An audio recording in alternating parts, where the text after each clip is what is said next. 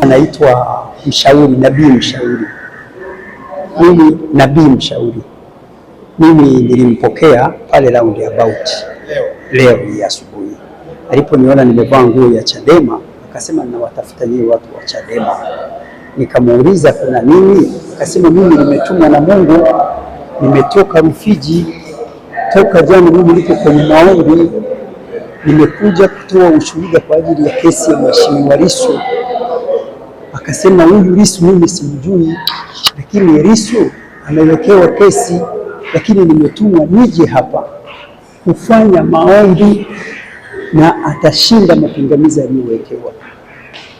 Nikamuuliza alianza lini safari, akanieleza alianza toka jana, na ushahidi usio na kipingamizi. Hata hapo nje nilipofika naye asubuhi, akasema huyu jamaa jana singe alifika na watafuta watu wa Chadema, basi umeshampata mwenzako.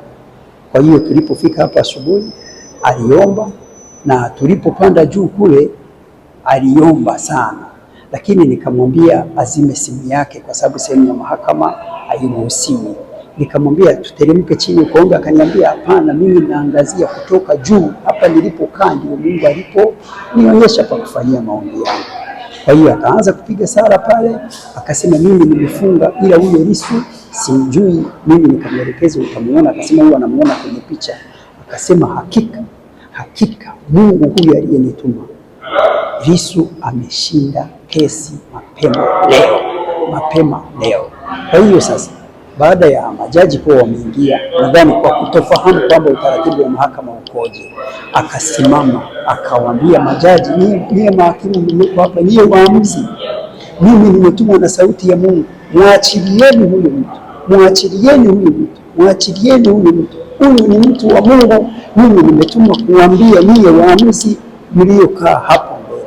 Ndio wale askari magereza wakawa wamemchukua.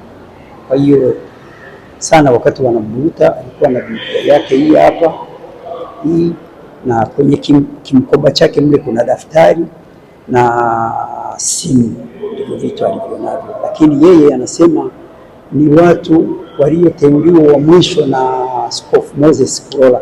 Yeye ni mwenyeji wa Shinyanga, ila anafanya shughuli zake za maombi Rufiji. Hiyo ndio.